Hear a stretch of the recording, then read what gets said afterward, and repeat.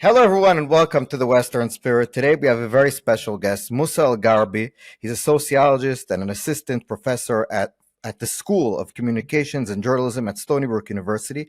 And his new book is We Have Never Been Woke, The Cultural Contradictions of a New Elite. And Musa, it's after so long we've been trying to get this done, so thank you so much for being with us. That's great to join you. Thank you for having me. So, Musa, can we just, instead of me asking you like 1,000 questions, maybe give us the general idea of the book, the thesis, and maybe I think the best way to maybe show how what you mean is through the lens of the last election that we just had. I think it encapsulates what you're trying to say. Absolutely. So, well, the core thing the book is trying to explore, the core puzzle it's trying to explore is that, so starting in the period between World War I and World War II, and then especially after the 1960s, there were these big changes to the global economy that favored what you might call the knowledge profession. So people who work in fields like education, journalism, and communications, arts and entertainment, finance, consulting, administration, and so on. Okay. So there's a couple of interesting things about this new constellation of elites. A lot of our jobs are defined in terms of altruism and the common good. So journalists are supposed to, speak truth to power and be a voice for the voiceless. And academics are supposed to follow the truth wherever it leads and to tell the truth without regards to anyone's political or economic agenda and so on.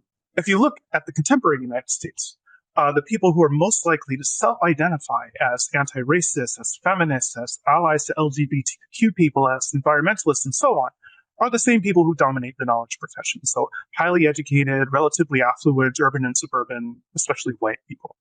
What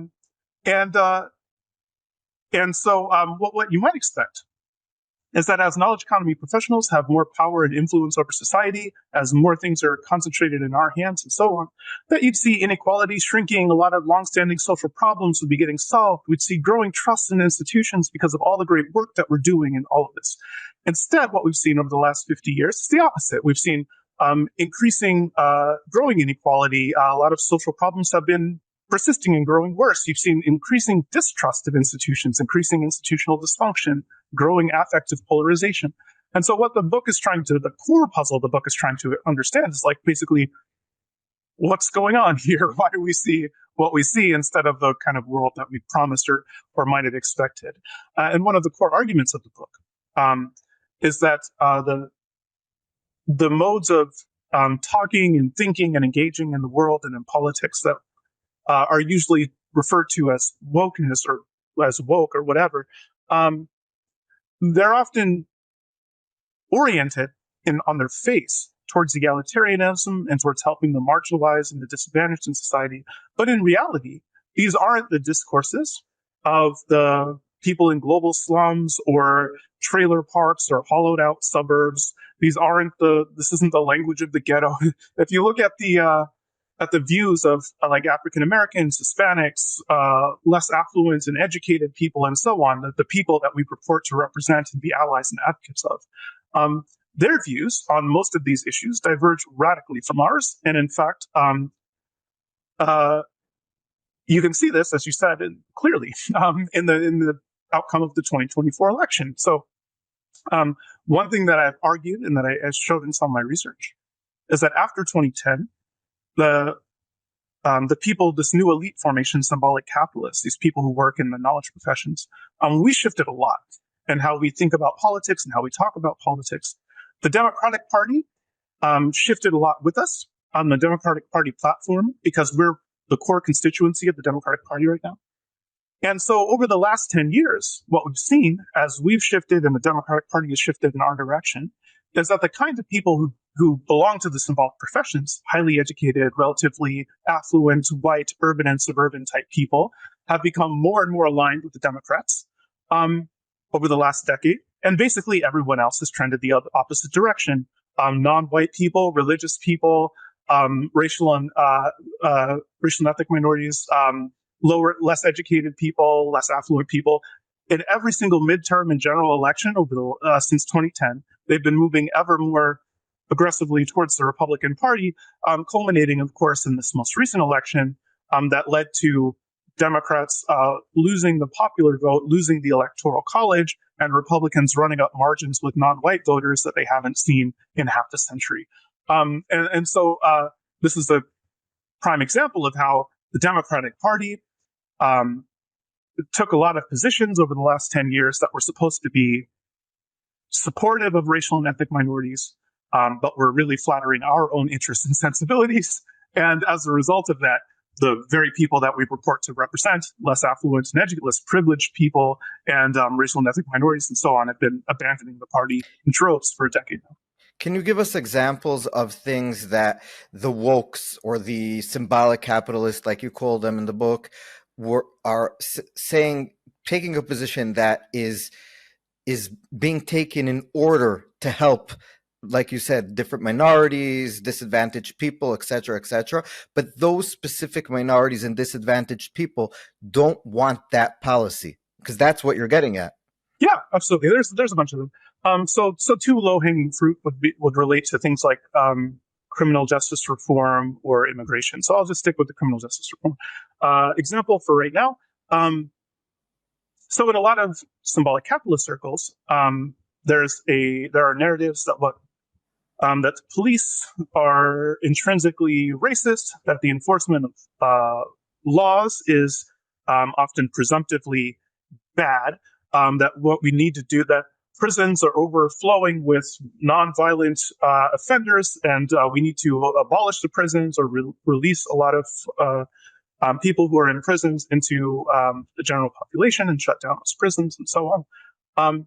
This is a position that a lot of us hold, and we view it as an anti-racist position. But when you look at polls and surveys, African Americans are who are the group that these policies are typically in the name of, Black Lives Matter and so on. African Americans are staunchly opposed to most of these policies, both in the specific level and even just directionally. So, for instance, a lot of Black people in the United States have real concerns about public safety and public order. A lot of times, even things like property crimes, like a lot of symbolic capitalists will say things like, oh, if someone steals a bicycle or something, you don't need to lock this person up and give them a criminal record and ruin their life and put them in jail for something like that. But it's property, it's stuff. You can just buy more stuff. Yes. But like if you're someone who's like not super affluent and you need this bike to get to work and the bike is gone, that's a big problem for you. You can't just go buy a new bike. You don't just necessarily have the money to go buy a new bike. And in order to get the money to buy a new bike, you have to be able to get to your job, which is what you needed the bike for. So this is a big problem. It messes up. It really disrupts your life. Things like property crime can be extremely disruptive for people who are not super advantaged. For us, we go, it's just stuff. And if someone stole my bike, I have a nice bike. That would be unfortunate. I wouldn't like that, but I'd go buy a new bike. But like, that's not the position that a lot of other people are in. Or even when it relates to closing the prisons. So in reality, in the discourse in symbolic capitalist spaces, the narrative is that the prisons are full of nonviolent drug offenders and people like that. In reality, the Prison Policy Initiative releases every year the study of everyone who's incarcerated in the United States. It's called The Whole Pie. I would recommend. It's a great data visualization. And what you can see in the most recent case, and in pretty much every year before that, is that in fact, about 2/3 of people who, whether you're looking at federal prisons, state prisons, whatever, about 2/3 of people who are incarcerated are incarcerated for violent crimes, rapes, assaults, murders, things like that. And even the people who aren't in jail for violent crimes are often in jail for pretty serious offenses, like drug trafficking, like trafficking drugs that ravage and hollow out communities and things like this. And so for people like us, there's this it's one thing for us to say, oh, close the prisons. Because like if we close the prisons, the people coming out of those prisons aren't going to be moving into our neighborhoods. They're going to be moving into less white and less affluent neighborhoods. Musa, could I stop you for 1 second and just ask, closing the prisons is a popular position among what you call the symbolic capitalists? It's actually a position of closing the prisons? Of moving towards prison abolition. Yeah. Some people take the position like yeah, basically abolition today. What would you do with Other people. murderers in that case? What would happen with people who murder each other? Yeah, so that's a good question. And in fact, there's actually a really good essay on this by a prison abolitionist, Matthew Desmond, who it's called Beyond the Easiest Cases. And his argument in this piece is that oftentimes prison abolitionists, when they talk about closing prisons, they talk about things like non-violent drug offenders.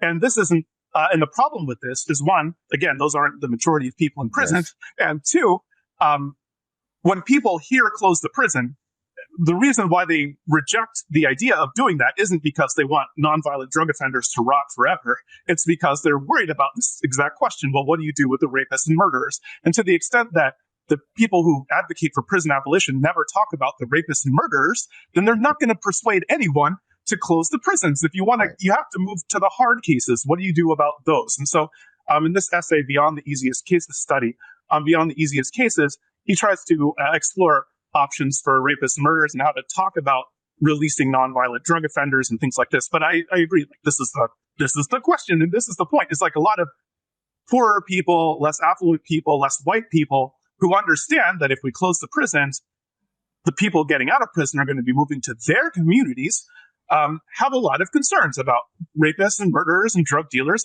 moving to their communities in large numbers. And it would be their communities that get moved into, as I show in the book.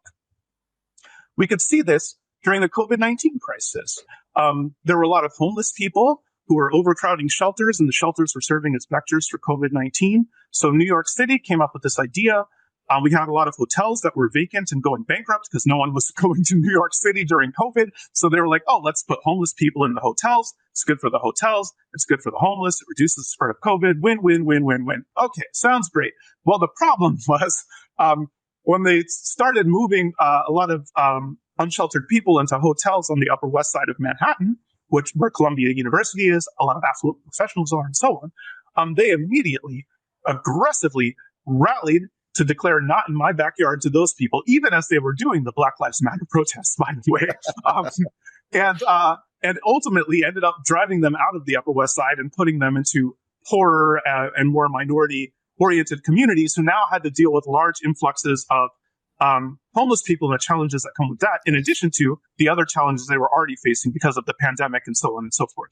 People like us were sitting in our apartments, working from home and Ubering everything to our houses and whatever. But this wasn't the reality for a lot of these other people who were struggling during the pandemic already. Musa, it also reminds me, sorry for interrupting, about when they sent the migrants to Martha's Vineyard.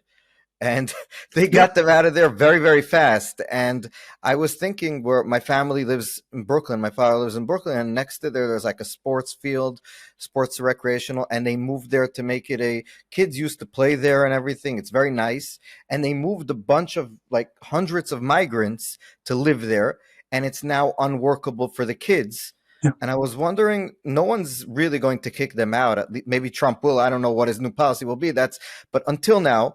And in Martha's Vineyard, where they weren't taking up kids' spaces, and they kicked them out so fast, and they had like there wasn't even a lot of people. Yeah, and there's actually studies that show, so Eric Kaufman, a political scientist in the UK, and others have conducted studies showing that, for instance, highly educated, relatively affluent liberal people are really supportive of accepting large numbers of migrants, but not in their own communities. Yeah. So they're very convinced that the U.S. should accept more migrants, but they're convinced as well that the migrants should go somewhere else. And so this is one of the disconnects. So people like us say things like, oh, let's close the prison. Less advantaged people, when they hear let's close the prisons, they hear let's put a bunch of murderers and violent criminals into our communities. Yes. And they're right that would actually be what happens if we close the prison, is that those people would be coming to their communities. And so, of course, they're not that supportive of the idea. Highly educated, relatively affluent white people are far more supportive of the idea of abolishing prisons than African Americans, and especially the less educated and the less affluent. You're talking about, for African Americans, the less supportive they are of prison abolition. And of course, and it's not because they misunderstand the issue, it's because they actually understand the issue correctly, right. That if we close the prisons, they would be the ones incorporating these large numbers of newly released inmates. And so this is an example of how symbolic capitalists often strike these positions in the name of in this case, anti-racism, that if you ask African Americans what their opinions are, what their needs, what their priorities are, they just disagree with us about what their interests are. And actually, they would really, really, really strongly prefer we not do that thing. Even to the point of voting for other people to check people like us in order to prevent that kind of a thing from being realized. Musa, another thing that I do think that you probably talk about in your book, and I admit I read about it, but I haven't gotten it here in Israel. But one thing that it seems to me is that woke comes a lot with the language. So, for example, one of the things that I've read about in the last election was that the Hispanic vote, Hispanics do not like when they're called Latinx. Just in general, at least that's what they've been saying, and I assume it's true. And at the same time, you have people on TV from the left-wing media saying, no, we're going to continue calling them Latinx because that's the right way to call them, when they themselves don't want to be called that. And maybe talk about just the language barrier between people who are in the, like you said, the capitalist, symbolic capitalists, and the communities that they're supposedly using this language to save, to protect. Yeah, so I mean, there's a couple dimensions to this. One being that the ways that we often talk about things are just we typically write and talk at a level of like unnecessary complication, unnecessary sophistication, unnecessary jargon. We aggressively police people for the way that they talk, like little semantic decisions, like differences that other people don't care about, that we care about a lot because we like symbols and rhetoric and all of that is how we make a living. So we care about these things a lot. But like, and so that like, actually this is a problem even for things like, the symbolic capitalists are often the people who design websites to provide government services to people or to inform them about government services. But because we're a bunch of nerds, and we often like fill up these websites with fancy jargon, especially social justice-y jargon, but in ways that make them unusable for the people who actually need to use them. So if you're someone who relies on government services and you're less educated and maybe English is not even your first language, and you're presented with this website that's written at a 13th grade level, and is full of a lot of social justice jargon, the website's useless to you. You're not going to actually be able to. So this is a case of like this insistence upon weird language crap actually inhibits the ability of disadvantaged people to make use of the services that we're trying to provide for them. But setting that aside, the Latinx thing is really interesting because in a lot of cases, symbolic capitalists insist that you must refer to people however they want to be referred. If I want to be referred to by the pronouns ze, them, Zer or something like that, it's imperative that you refer to me to that. If you don't, you can probably be fired or punished, or I'll make your life miserable and you'll be shamed by your colleagues and so on. But when Hispanic and Latino people don't want to be called Latinx, the explicit response in some symbolic capitalist corners is to say things like, I include a quote in my book by a Hispanic symbolic capitalist who says something like, the people who are opposed to the term Latinx are the main obstacles to social progress. Like all of these people who think it's all the Hispanics and Latinos who aren't down with this, like, be gone, vamos, you're dismissed. And they're a majority of the Hispanics, right, in America. They're not just a majority; they're the overwhelming majority. Yeah. So at the time I wrote the book, for instance, the vast majority of Hispanics and Latinos had no idea what Latinx was. Of those who did hear about it, the overwhelming majority of people who had heard the term Latinx did not want the term to refer to people like them. Only 3% of Hispanics and Latinos knew about the term Latinx and thought it was and wanted it. And so saying "be gone," "dismissed," and all of this for 3% of Hispanics and Latinos, and by the way, exclusively the most privileged, affluent, and educated Hispanics and Latinos, they're the only ones who know about that term and insist upon its use. That is a wild way to understand social justice. And in fact, over time, so at the time I wrote the book, like I said, a huge share of people, Hispanics and Latinos, had never even heard the term. Since then, they've done subsequent polling, Pew and others. A growing number of people have now heard about the term, and an even larger share of Hispanics and Latinos really don't want the term to refer to them. It's become less popular as it's become more known. So this is, and in fact, about 40% of Hispanics and Latinos said they actually find the term Latinx offensive. It offends them when people use the term. So it's not just that they don't think it's a good term, that they don't like it. They actually find it offensive. And so by a 10-to-1 margin, 3% like it and want it to be used. 40% say it's actually offensive. By a 10-to-1 margin, Hispanics and Latinos find the term offensive instead of good. But a lot of us insist that actually the other 9 are just wrong.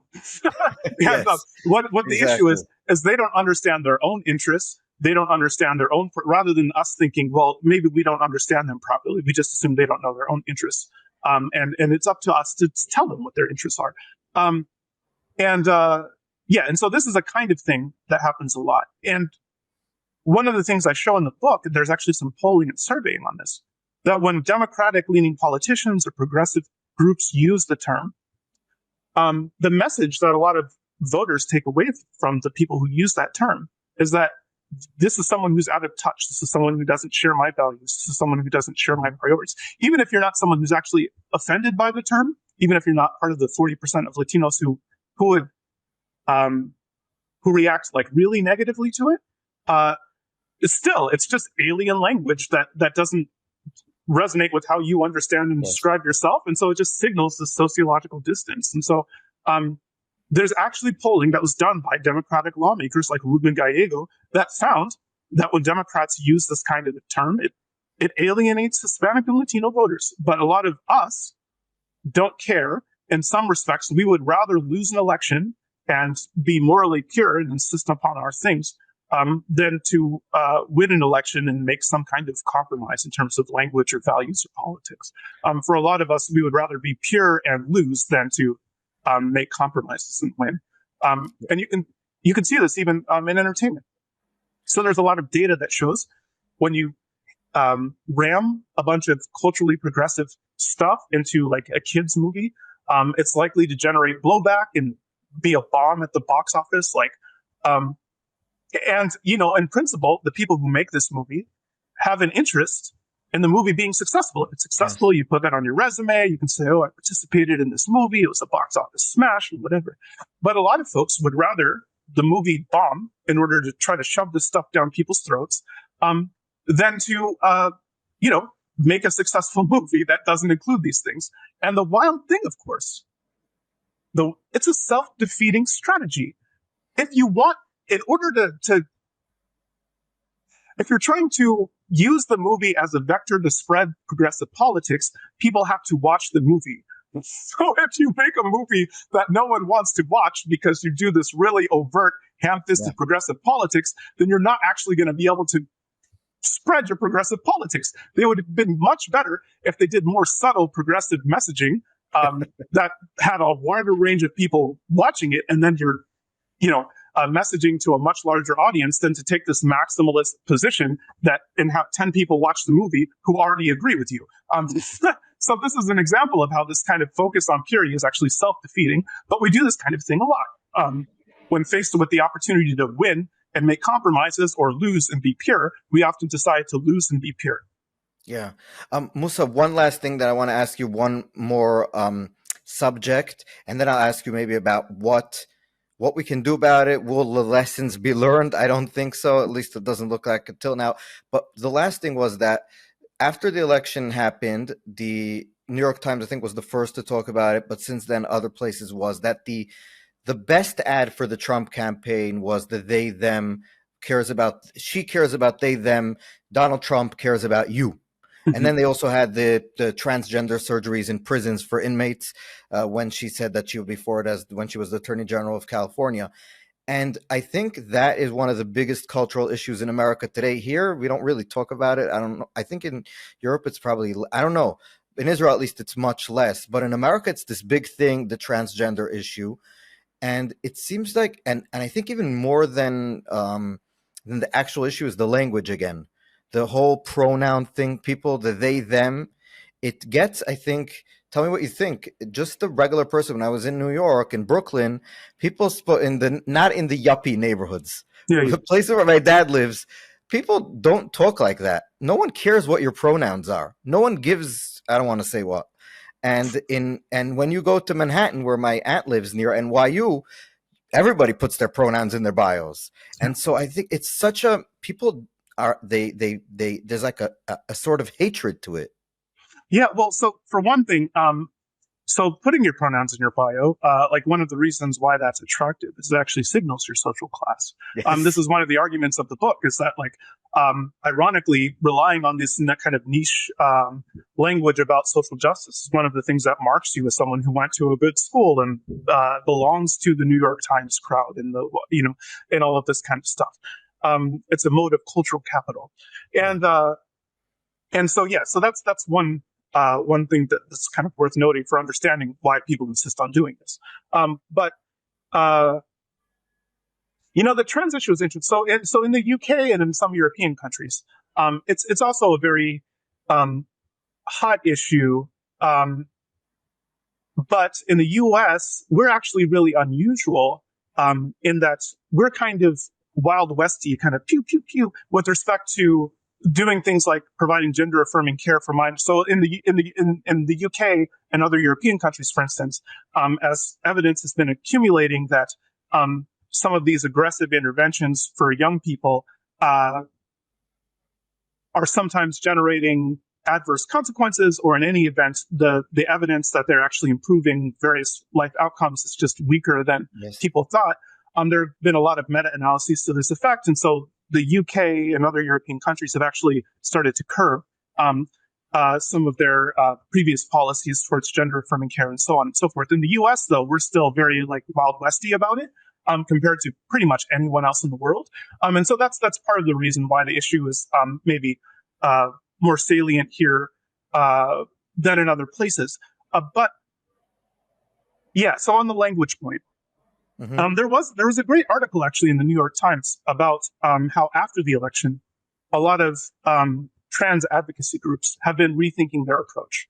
So one of the reasons why the trans issue had become so contentious in the United States was because a lot of trans advocacy groups, one, were pushing Democratic politicians and lawmakers and progressive institutions and a lot of other institutions into taking really maximalist positions on this stuff that put them way out of step with most of their people.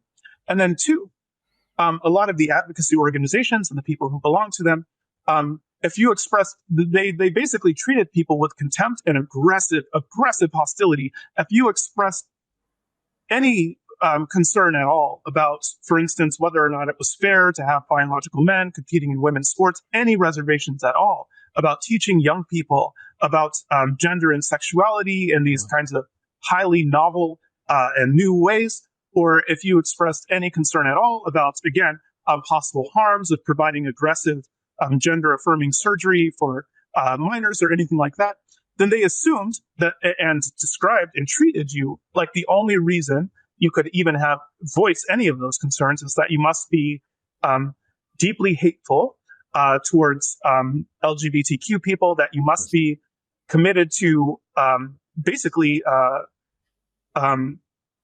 eliminating trans people. That's like basically the language they used. And they would treat you like you were trying to literally wipe them off the face of the earth by aggressively trying. So we had, for instance, there was a Democratic lawmaker here in the States who said like, oh, I think actually a lot of parents have reasonable concerns about whether or not it's fair for young men to be competing in young women's sports. And they immediately started protesting outside of his own. This is a Democratic lawmaker from Massachusetts. Yes, and Musa, just to add to his offices were in Salem, Massachusetts, which was very weird to me because it reminded me of the Salem witch trials, and you have a bunch of people protesting outside his office in Salem because he said something they don't like.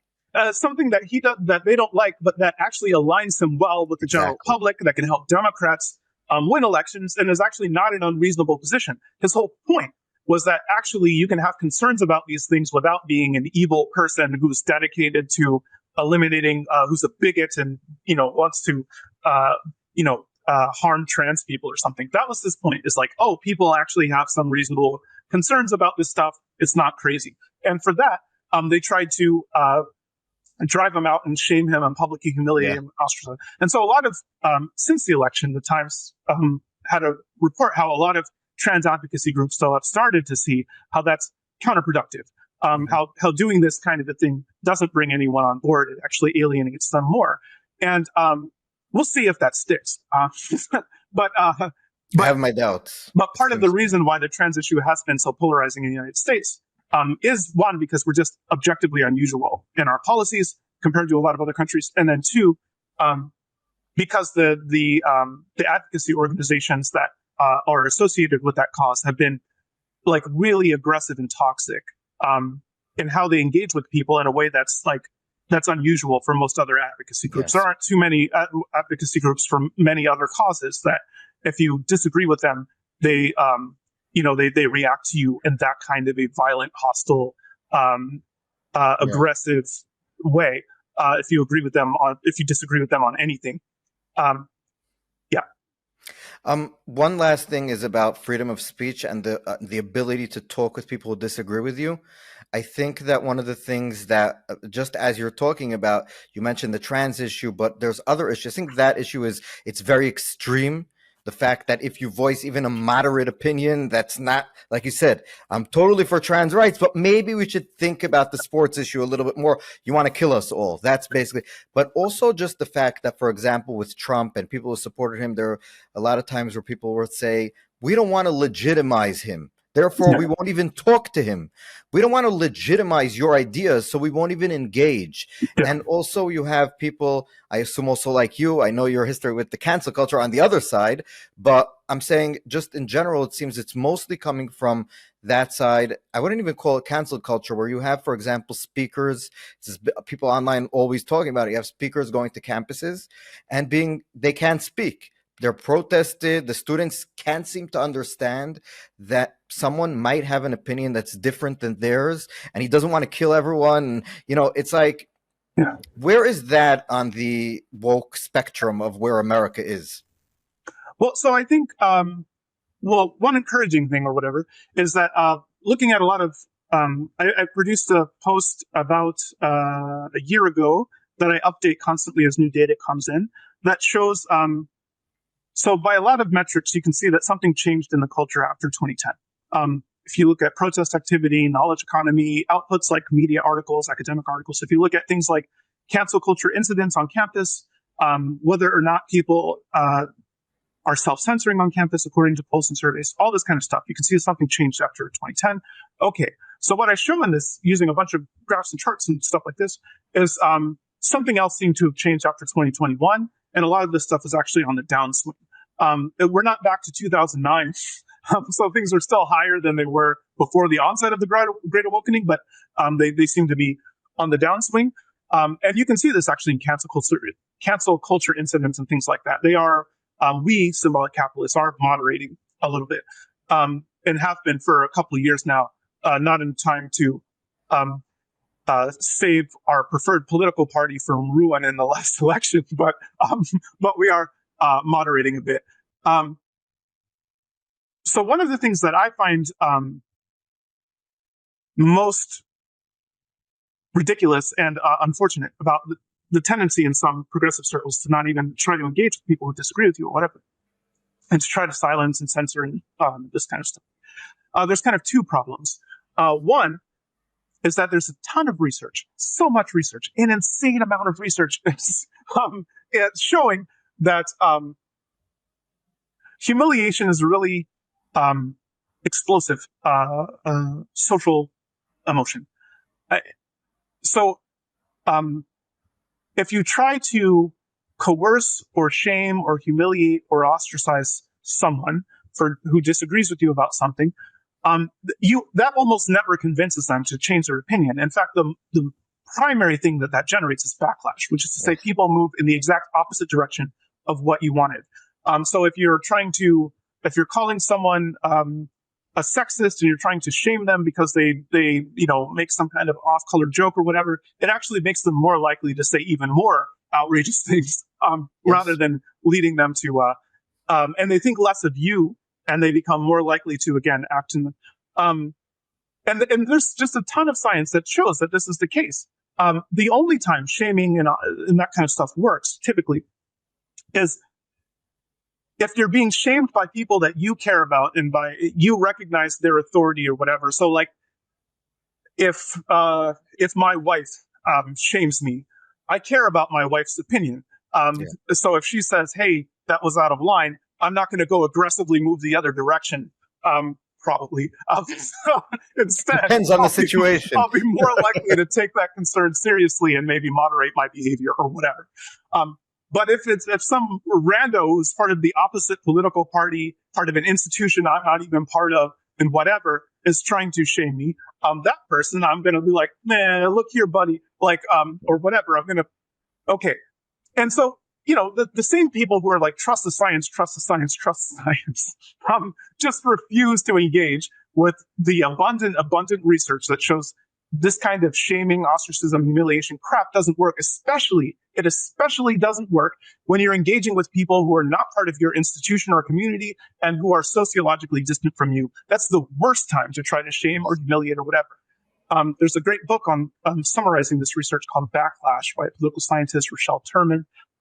Okay, so that's the first reason why this tactic sucks. The second reason why it's unfortunate is that more broadly, if you want to actually move the meter on any social issue, and this is an insight that I had after being canceled by Fox News. Actually, Yes. before I was canceled by Fox News, I wrote exclusively for left-leaning outlets. I assumed that as a Black Muslim intellectual who would want to hear what I have to say, probably someone on the left. I didn't even try to engage with people on the right.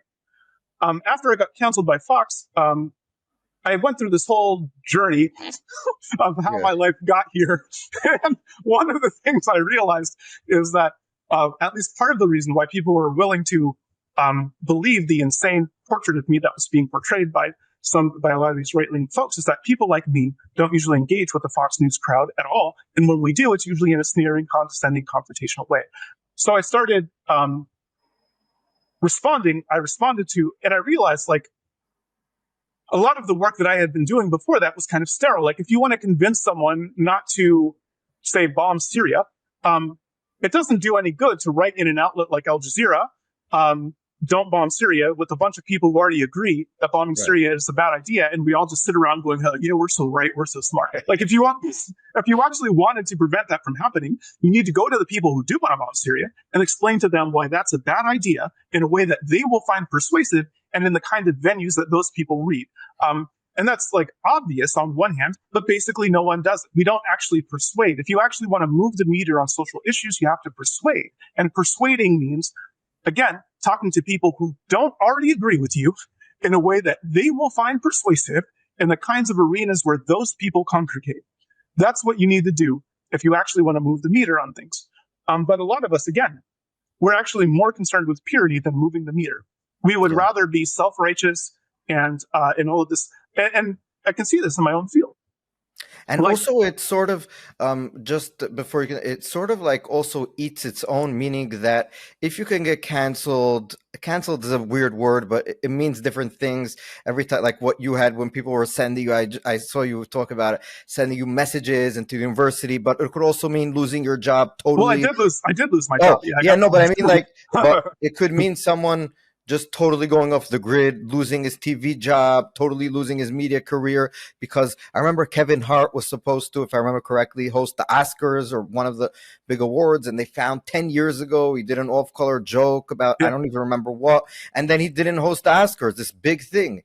And so a lot of times he's a pretty progressive guy, it seems to me. I don't know anything about him, but he said something 10 years ago that maybe if it was someone else, he would be, I don't want to be associated with him now, but it was him. So meaning it's sort of like you can never police your thoughts too much. Things change with time. Things, people make mistakes. We're very unforgiving, it seems, on the woke, symbolic capitalist, whatever you want to call that. Yeah. And so, in my case, like I said, I actually did lose, I lost my job. And then when I applied to PhD programs the first year, I got denied to all the programs I applied to. And so I was selling shoes in the mall. That was what I was doing before I went to Columbia. But I managed to fail upwards through this kind of weird, but that's not the modal, outcome. But yeah, so, the thing about it too is like,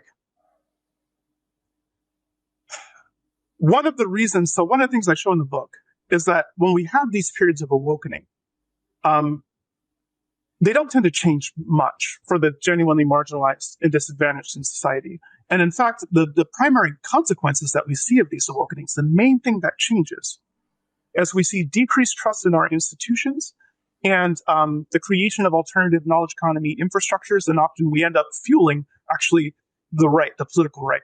And this happens for this reason, because even under ordinary times, the kind of people who work in the symbolic professions, people who are academics, consultants, and so on, we tend to have funky approaches to politics and morality in general. We tend to be pretty far apart from most other people in general. During these periods of awakening, the gaps get a lot bigger because we shift rapidly, and other people don't shift as much. They stay on the same trajectory they were on before. And so the gap between us and everyone else gets a lot bigger. And people care about the gap more. And they care about the gap more because we become more militant about mocking, deriding, trying to censor, harass, and so on anyone who disagrees with us, even for positions that we ourselves just started taking 2 weeks ago. And so people notice this gap between us and them more, and they care about the gap more. And that creates an opportunity for political entrepreneurs, usually associated with the right, to basically campaign against people like us, to campaign on bringing people like us under control.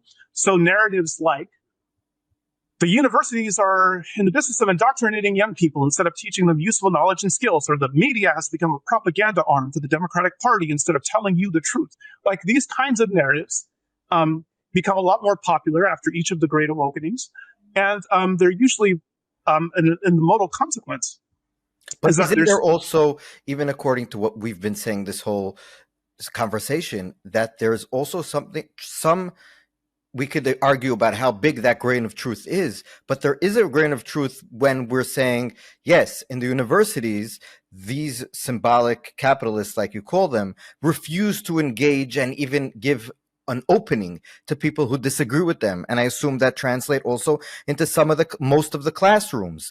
Or, for example, on our media, the left-wing media, like you just said, we don't want to even platform people who might support Trump, for example. That's over half the country at this point.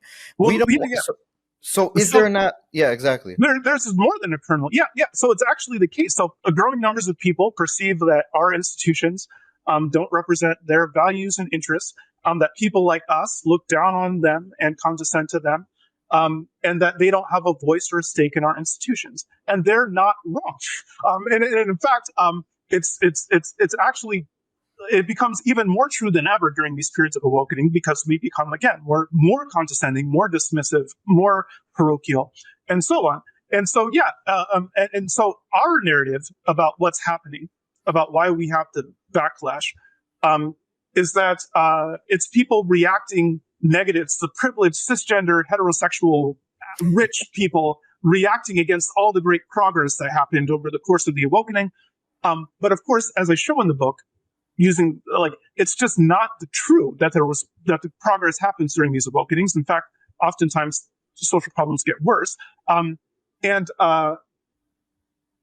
even you can see just in who's driving the backlash. Who is it that's empowering the Republicans who are trying to assault our institutions and stuff right now? The main shifts, again, have been from less affluent, less educated, racial and ethnic minorities, religious minorities. The very people who we claim to help are the ones driving the backlash. Yes.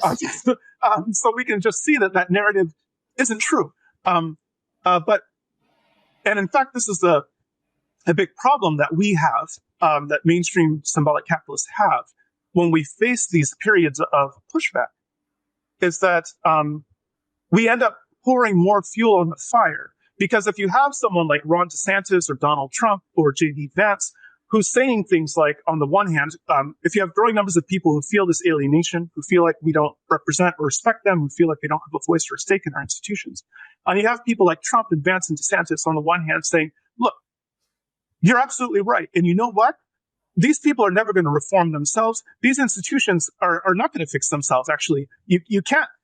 What you need to do is you need to get in there and muscularly intervene in these institutions, or maybe even burn them down. You can't just trust these folks to fix themselves. Yeah. They're never going to do that. So if that's what one side is saying, and then on the other side are people who are saying, actually, our institutions are great and they're fine and there's nothing to see here. And the only reason you would even think there's anything wrong is if you're racist or sexist or stupid or something. If those are the two messages voters are presented with, it's pretty easy to see which of those are going to win out. It's the people who say we need to burn it all down. So, like, the way we react to these concerns that people have often reinforces this, like, enables the very people who are trying to burn our institutions down. And the problem too. Another way that I think a lot of these conversations go awry is that when you think about things like academic freedom, so in the AAUP documents, the American Universities, the American Association of University Professors, so they have these foundational documents that defined tenure and academic freedom and all of these things. That's the reason we have a tenure system in the US, is because of these foundational documents. Okay, so if you actually read the AAUP statements, they emphasize things like, look, here's the thing. The academic freedom, the freedoms that academics have aren't just because they're special unicorn people who just deserve these things because they're so special and amazing. The freedoms are to help them provide a social good. And you know what? Freedoms are not unbounded. Freedoms come with responsibilities, yes. Rights come with duties, privileges come with obligations. And if people have the perception that we're not acting in a responsible way, that we're not fulfilling our obligations, that we're not living up to our duties, then they're going to come for our freedoms and our rights, for our privileges. And that is a natural and inevitable. The AAUP documents spell this out explicitly. And this is exactly what we see happening. Growing numbers of people feel like we're not living up to our obligations, we're not conducting ourselves responsibly, we're not fulfilling our duties, and so they're coming for our rights and our privileges and our freedoms. And that's what you should expect. And could I also add one more question about this, is that when you say that they're going to tear down these great institutions and Trump is going to come with a blowtorch and blowtorch everything and destroy all our norms, it seems for people like me that it's a bit of a gaslighting technique, meaning not you, Musa, but you, the sort of people who are in charge before Trump came into office, are calling to destroy lots of institutions that we like right now. For example, I'm just thinking about it, like we said in the beginning, destroying the prisons, abolishing prisons, the nuclear the family, border, the nuclear family, religion. Religion is something I was going to ask you about it later, but also religion. But even in the government, for example, the progressive left talks a lot about packing the courts and getting rid of the filibuster, which may be good things. But when a Republican comes like Trump and says, we need to get rid of this and this, it's very disingenuous to come and say, oh, we love our norms because we love our norms, they're so good, but let's pack the Supreme Court because we don't like the way it is right now, and all these other things. So people look at it and see sort of a double standard. Yeah, and I think the double standard is common. I think that lots of people like social change for things that they agree with and don't like social change for things that they disagree with. I think that's just kind of a human universal. But it is, but there is, but it is the case that progressives often, like, literally define themselves in terms of pushing for these kind of dramatic changes to systems and institutions. And so it is, it's a little bit more strange than when we take this very conservative posture once. But whereas on the flip side, conservatives define themselves in terms of preserving, and so like some of the positions that the more radical revisionist kind of burn things down positions, that some of the are a little bit more out of step with how conservatives traditional conservatives are understood, and so on and so forth. But yes. So I think, and the thing about it too, is I think a lot of these norms are actually important and useful. A lot of these systems are good. I have an essay I wrote for this on my Substack called 2 Cheers for the Woke, where I emphasize this point. Like, for instance, in a lot of countries, they don't have these same kinds of norms around professionalism and meritocracy. Like, nepotism is a lot more common. Like, it's really tough to get anything done. The bureaucrat, like, the rules are really obscure in many cases. And There's a lot of corruption and so on. There's lots of that in the United States, and that's good. Like if it weren't for a lot of these folks and some of these norms and stuff, things would be worse, not better. But for all that, it's also the case that the way a lot of our systems and institutions are designed is ill fit with how they're actually comprised. So, for example, if you look at in academia, I'll just stick with academia. If you look at systems like, we have a lot of these systems like peer review and committee decisions for hiring and promotion and so on. And the idea behind these is that all of us are kind of biased, all of us are limited. And if you have people with different interests and different perspectives that are coming together to make these decisions, then we'll get something that's more reliable, something closer to objective truth, something that's more comprehensive, and so on. Okay, it's great in principle, but the thing about it is the system only works as intended.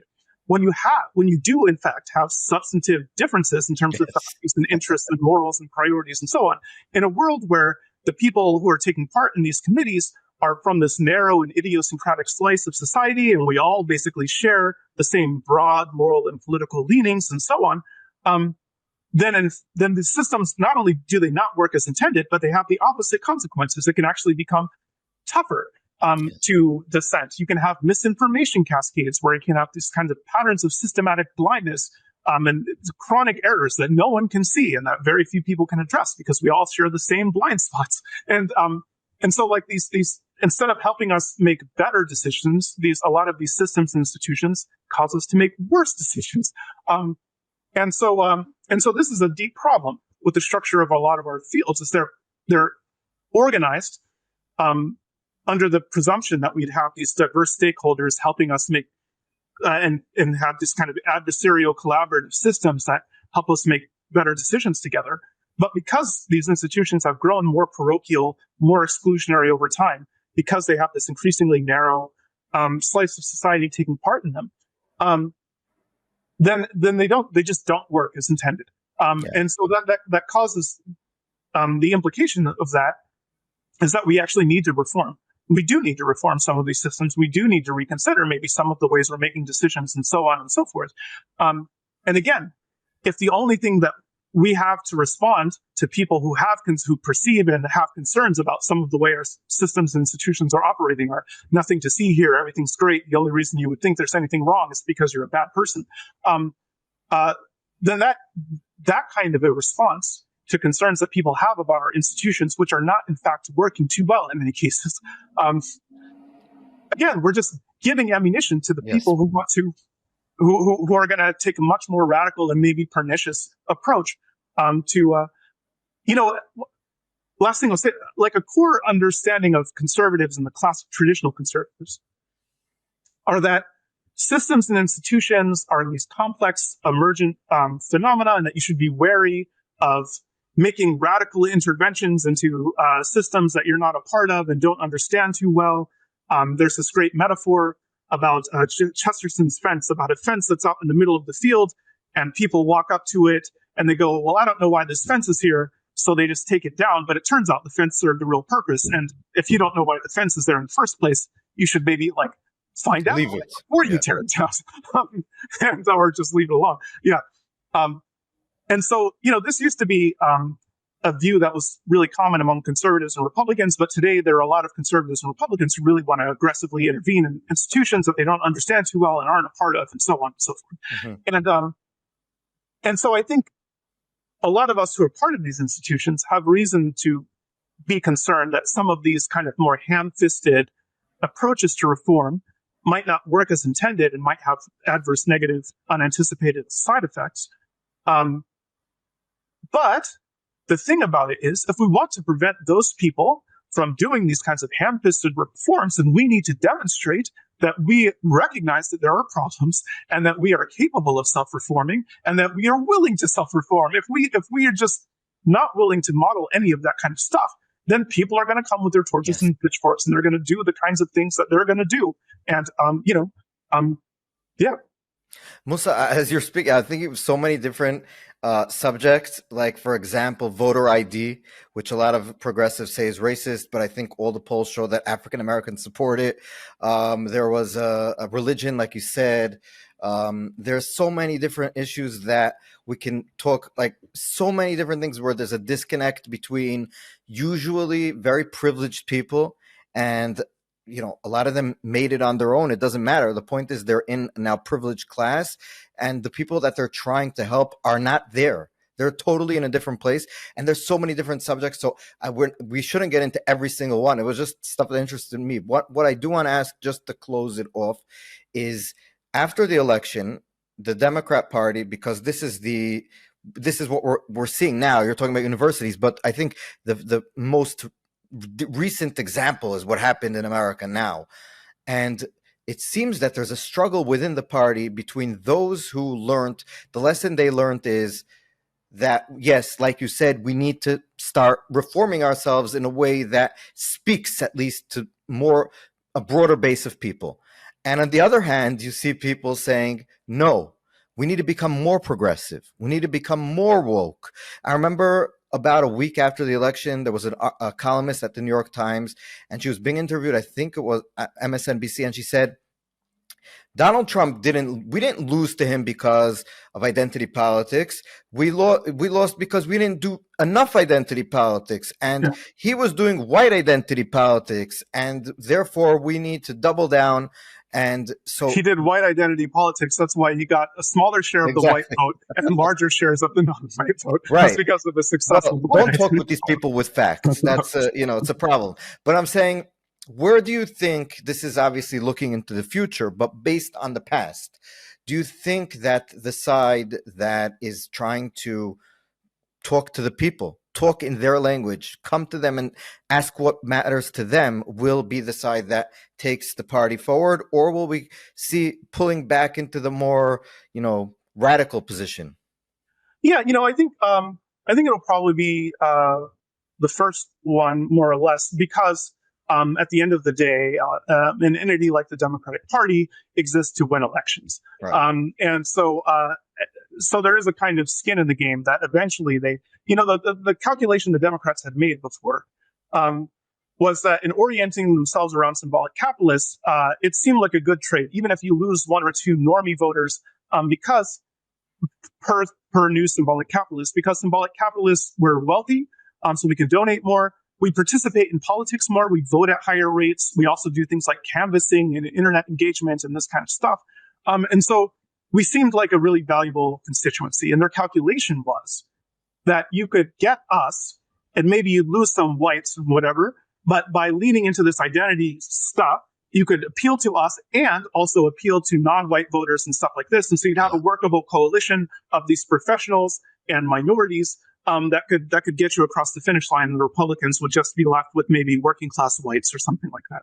Okay, but it turned out that's just not true. That actually working class people across racial and ethnic lines have been alienated by this discourse that it doesn't represent Africans and Americans and Hispanics and so on. And so the Democrats are left with this unworkable coalition. We got even worse symbolic capitalists than ever before, but they just can't win. And in fact, there's not enough of them. And it's going to look worse going forward because knowledge economy professionals are concentrated increasingly in a small number of hubs that are already solid Democrat places, whereas everyone else is distributed much more widely around the country. And after the 2030 census, they're going to reallocate the electoral college votes. They're going to reallocate congressional seats and so on. And this matters because if you look at the places where symbolic capitalists have been congregating, have actually been losing population overall. People have been moving out of them because they're unattractive and unaffordable places to live. And they've been moving into red states and so on. So in the 2030 census, if current trends persist, it's going to be even harder to win the electoral college, even harder to win the House and so on, with the existing coalition that Democrats have. And so I think they're going to have to give. I think one of the ways the conversation goes awry sometimes is that there's this dichotomy that's set up where either what you have to do is double and triple down on the existing thing, or you have to throw all of the groups and causes under the bus. and just abandon all of Right. that stuff and mindlessly, adopt the positions of whoever. And there's a third option, which is that if you notice that you and your core constituency subscribes to a view or a set of policies that are not popular at the moment, you try to persuade people. And again, persuasion means actually talking to people who disagree with you in a way that they'll find persuasive, and in the kinds of venues where those people are. And you could see that this persuasion works. You can see it with Right. gay marriage. You had people like in the United States, you had Andrew Sullivan, who was a conservative, a Catholic, who helped persuade a lot of people about gay rights, and because he didn't take, like, there were a lot of LGBTQ advocates at the time who were talking about abolishing the nuclear family and all of this other kind of stuff, abolishing gender roles, abolishing all of this. Yes. He was saying not that. In fact, what would be ideal is to have kind of monogamous, faithful unions between people of the same sex that would be consecrated by law and support the nuclear family and so on. So he struck a more moderate instead of a maximalist position, and he was able to talk about gay rights in ways that appealed to conservatives and Christians, because he was himself a conservative and Christian. So he appealed to their narratives, to their values, to their frames of life and stuff, and frames of reference and things like that. And So that's you not what, think, and so right? that's what you can do. Yeah, if you notice that if Democrats believe in something like, if Democratic politicians and advocacy groups and progressive people and so on, for instance, support a cause like decarceration that they think is important, but they recognize that huge numbers of people are not on board with them yet, then what you do is you take a more moderate position for the one thing. You don't have to abandon that position, but you do have to take a position that's more realistic in the short term. And you need to work on persuading people. You need to Yes. talk to people who disagree with you and tell them why actually it's important and good and how it would work, and address their actual concerns about decarceration, instead of just assuming that they're motivated by bad impulses and so on. So that's the third option, is try Yeah. to persuade people. But that would But who require us talks to. today with people? No one talks with each other today. We're doing something very rare here, I think. But Musa, I want to just one last question before we finish. It seems to me that a lot of the progressive way of looking at things in the more extreme sense, where the symbolic capitalists, like you call them, have gone, is that they have a very pessimistic view and a negative view about the society in which they live in. Meaning, a lot of the policies that you've outlined here that are unpopular with the communities that they're supposed to help are looking at everything and seeing, okay, we're very, very racist here, and therefore we need to save these Black African Americans from ourselves, from this racist white society. Whereas the Black Americans are saying, and obviously we're generalizing, but most of them are saying, no, maybe, I'm just asking, maybe this is true. We don't look at America as this racist hellhole. We just want to have a safe street. We want our kids to have good education, whatever. And we don't want criminals to be released on the street just because they're Black. We don't think that that's a way to look at things. And so maybe in a way, if progressives would look at it the way this is, meaning it's very optimistic. African Americans do not feel that you're as racist as you think you are. Yeah. Hispanics don't think that you're so anti-Hispanic just because you want to close the border. They do too. They don't want migrants coming in that are into their communities as well, and this kind of thing. Meaning, maybe in a way, progressives can look at what all the things that you're writing about and say, maybe our pessimistic view about our own society is wrong. There's a lot more to be optimistic about. Yeah, so one of the things that's interesting is that actually, by a lot of polls and surveys, people who are racial and ethnic minorities, who are immigrants, who are religious minorities, and so on, they actually tend to be a lot more, optimistic. They tend to be a lot more patriotic. Yes. The least patriotic people in the country are highly educated, relatively affluent white liberals, and so on and so forth.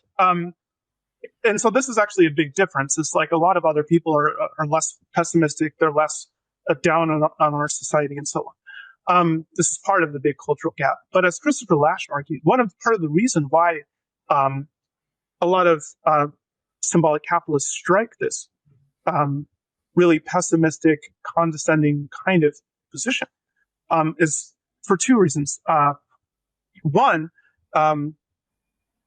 if you take the narrative spread by some people like Ta-Nehisi Coates that Yes. America is always racist, it's always been racist, it'll always be racist.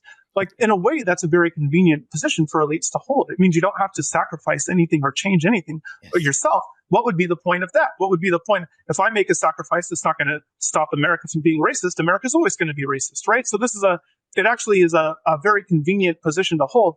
In fact, you hear a lot of people in these spaces saying things like, actually, piecemeal reforms, individual sacrifices, there's no point to any of that. The only thing that matters is complete revolution of the system. And in fact, piecemeal reforms interfere with the complete revolution of the system, so they're bad, actually, if you tell me I should make changes in my life or sacrifices.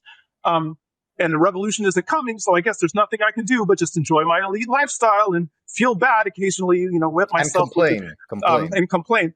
And Christopher Lasch argued, his argument was that these narratives about how America is fundamentally racist and stuff like this, it's convenient. It's a convenient thing for elites to hold, especially because in Revolt of the Elites, he made this argument. Because if society is fundamentally racist or sexist or homophobic or whatever, you don't owe anything to it. You don't owe anything to a fundamentally depraved society. So you can reap the benefits of that society, but you don't owe anything to it. You couldn't possibly owe anything to it. It would be to a depraved society. And so, so this thing about how we focus on our rights and our privileges and not our duties and our obligations, in part because we don't think we owe anything to this fundamental, to the patriarchy, to this, to the kind of racist, fundamentally racist, white supremacist culture, and so on and so forth. And so this is a convenient, this pessimism, which is like superficially radical, is in fact a very convenient position for elites to hold that prevents them from even taking modest reform, that even makes modest reforms seem futile, and in fact gives license to people to enjoy the fruits of this supposedly depraved society without doing much of anything to change it in practice, because there's nothing that they can do, and the small meaningful reforms are bad actually, and so on and so forth. Yes. And Musa, first of all, I want to say that I really enjoyed the conversation with you. And I think that it's important to have, even if you agree with a lot of the positions or the general direction of progressive politics, which I admit I'm not there, but I think that in order we should be having conversations, and that's the problem, that a lot of us refuse to talk to each other. So, like I mentioned, it's very rare to talk with each other. And even on the Israeli-Palestinian issue, we're here, I'm in Israel, and I know you take a different position. Usually it's like we're talking over each other, and there's nothing happening in between. So it's good to talk to you, first of all, and I appreciate that you've been with us, and hopefully you'll come back on at some point. I know you're on your book tour, so it's difficult, but to have a conversation about, maybe, I know you like talking about international politics also, and diplomacy, and the foreign policy, so it would be interesting to debate you a little bit. I don't know if we don't agree about everything, but it'd be interesting to talk. So thank you so much, Musa al-Gharbi. It was a pleasure talking to you. Yeah, thank you so much for having me. Thanks for tuning in to the Western Spirit podcast. Don't forget to like, subscribe, and share, and hit that notification bell so you never miss an episode. See you next time.